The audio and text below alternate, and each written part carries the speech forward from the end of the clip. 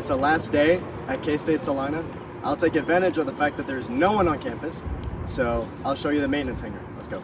So we're on our way to the flight center, but over here to my right, there is the brand new UAS building. It's being built right now. It's pretty huge, so that'll be coming soon. So if you're interested in that, that's cool, I guess, but let's head on to the flight center. So we're nearing the flight center now. There's a main entrance over here, and then there's these side doors. You will have access to these side doors eventually. I guess you have to fill out some sort of form so you can scan your ID and get in. But we're gonna go through the side, not the side entrance, we're gonna go through the main entrance so you could kind of see what the flight center looks like and you can get in from there. So this is the flight center, and we're gonna enter. I'm gonna let all these wrench monkeys in first. Thank you. There you go. Greetings. Hey, you guys. All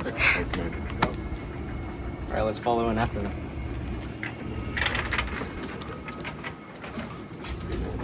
Down. So once you're in, there's a lobby over there. There's like vending machines and stuff. There's classrooms all over the place. We're interested down this hall. You can see these are pictures of all the mechanic stuff, which I will be showing you up close and personal. There's the bathrooms for men and for women over there. Over here is where the maintenance hangar is. As you can see, big sign, aviation maintenance. This is where you want to be. Hopefully, it's unlocked. And it's locked. So, alternative way of getting in. There's another door all the way down there. But ID, boom, and you're in. So this is the hangar.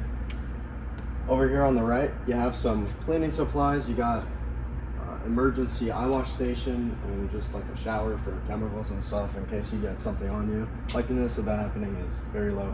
Lead acid battery stuff, you'll deal with this every now and then. Here's a big boy. This will be the last thing we're gonna do, but over here, there's some tables, places to sit if you want to study, or you got stuff to work on, or you're bored, I guess you could just go over here. And then all the toolboxes are over here. I forgot my keys to my toolbox in my room, so we won't be able to see what's inside. But the full tool list is on the KSA website. So here's a 172.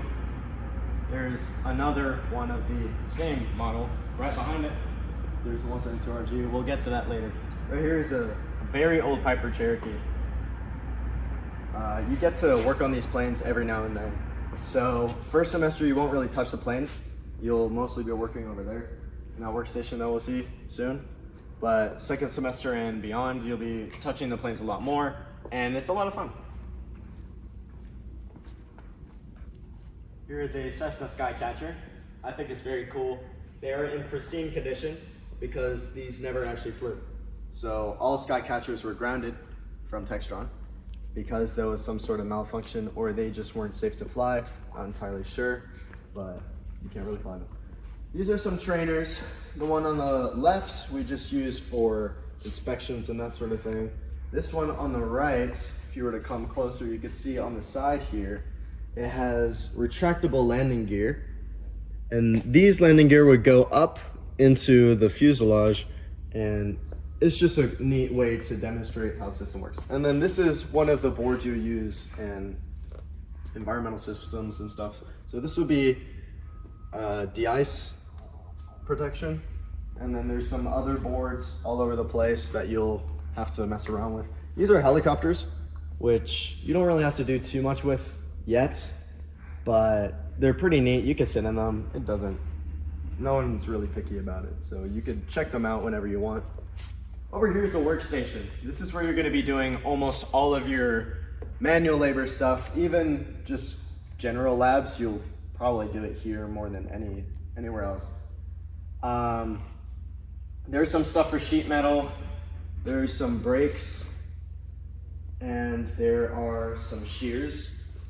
If you were to come closer over here to show all the stuff. So here's all the stuff you'll need for sheet metal, basically.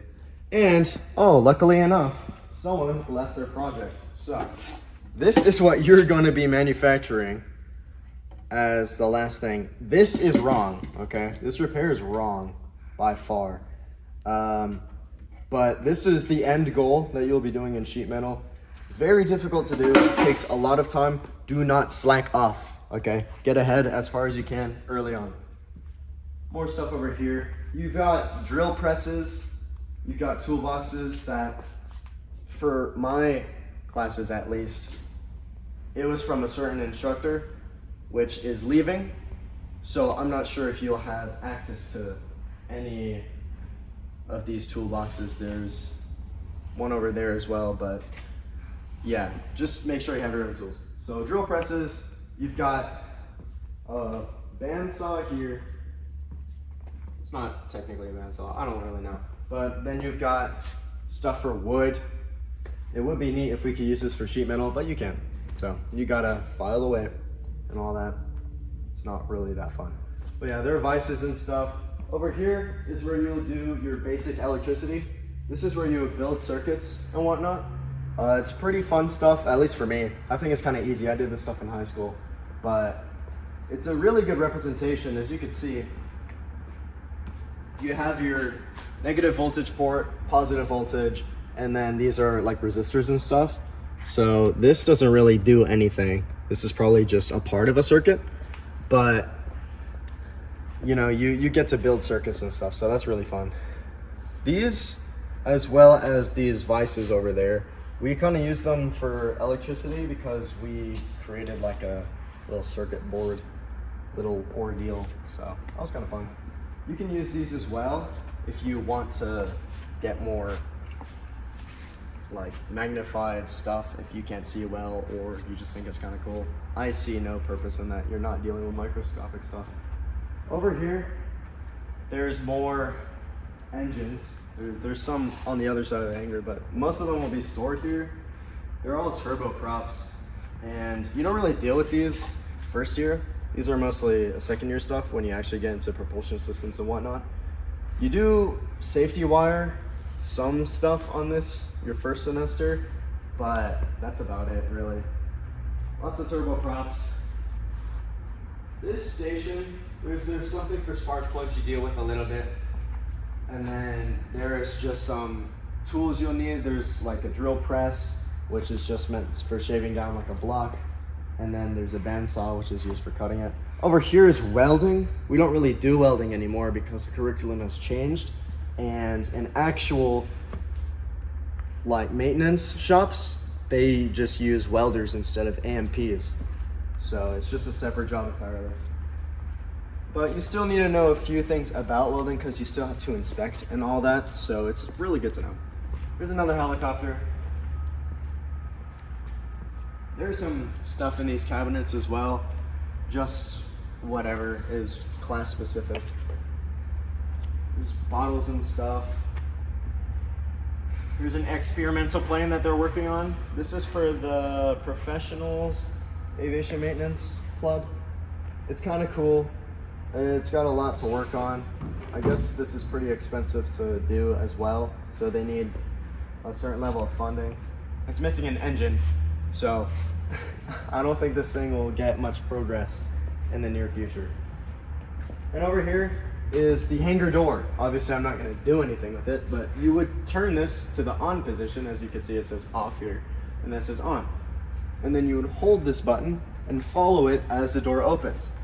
And you would need to do that to move out the planes if you were to either test them or clean them, which you will do your first year. So, for example, I worked on this 172 RG, and what we did is we took out and timed a magneto, and we put it back in, we brought it out, and then we started it up, which was really fun.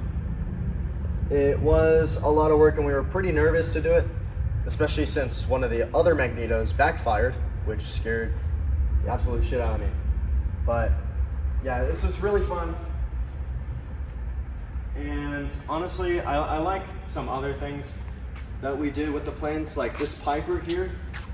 These panels on the top were lifted up so you could see the engine on the inside, because for one of our classes we need to know the air conditioning system, or in this case a heating system. So you have to like get under it and stuff, just look around. So it's pretty cool to see how the systems work. And the cool thing about this plane in particular is that the skin is like canvas. So the leading edges are rigid, but everything else is pretty flexible. So that's pretty cool. And going over here, we have something similar over there. That's mostly for class specific stuff. But over here you'll find fuels and cleaning supplies, which you might need every now and then, who knows. Here's another Skycatcher. And these are engines. This will be for second year stuff. I don't know what they're doing exactly, but it's kind of cool. Here's just some spare parts that you either have because you took them apart, like these propellers from a Skycatcher, which this Skycatcher is missing its propeller.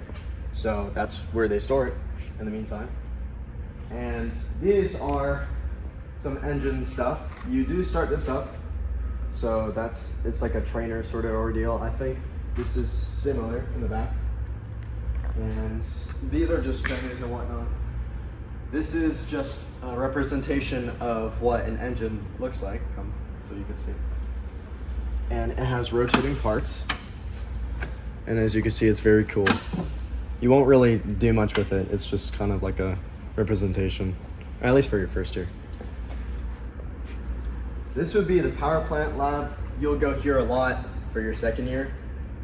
I don't have access to it because it needs a key. This is kind of a workstation where all the power plant people would do most of their work. And as you can see, there's turboprops and stuff. There's another model, there's two other models, one of which is from a Rolls-Royce engine, which is really neat. You get to see all the turbine blades and stuff move as you spin the thing, which I don't think you're able to do, unfortunately. But yeah, it's really cool, neat stuff. Now let's go to the King Air, which is, actually before we go to the King Air, here's the tool room, which you will have some tools you need, like torque wrenches and whatnot, if you don't already have it, because it's not in the tool list, so the school doesn't provide you that. But you can get on your own, or you can check it out from here. Just make sure you return it. So here's the King Air. As you can see, it's our biggest plane in the hangar, which doesn't say much. It's really cool, so I'll show you the inside. And we are about to enter the cute little King Air.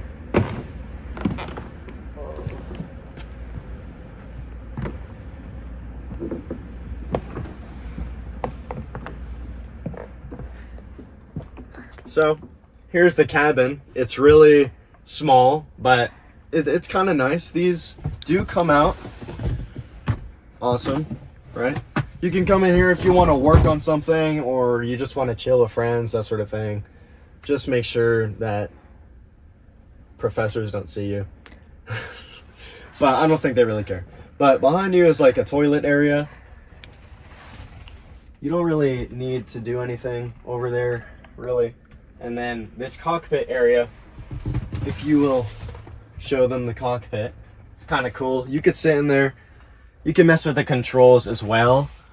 And the hydraulic systems are still working. So if you yank on the yoke and kind of turn it a bit, the ailerons and the elevators will move. So that's really cool. So from the entrance, you know, there's this staircase. Up here, if you would follow me. Up here, there is the office of one of our professors, whom of which isn't here. But if you have to make up tests and whatnot, he'll likely be here. And he's very picky about who sits here. Do not sit in these chairs. You will get mad. So these aren't for student use, apparently. But here's the air compressor, kind of loud. And this is the lever in which you need to move to actuate it, because you'll need that for your air tools and if you want to fill up the tires. So that's the switch. You'll need to do that every now and then, especially if you're the first in the lab. This is the whole hangar. It's very pretty.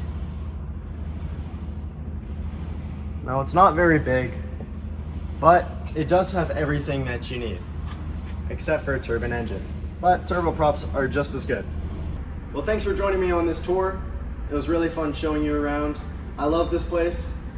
Yeah, it's small and it doesn't have everything per se, but it has everything that you need, and I think this is a really good program. So if you're interested in maintenance, you should definitely come here to K-State. Go Wildcats.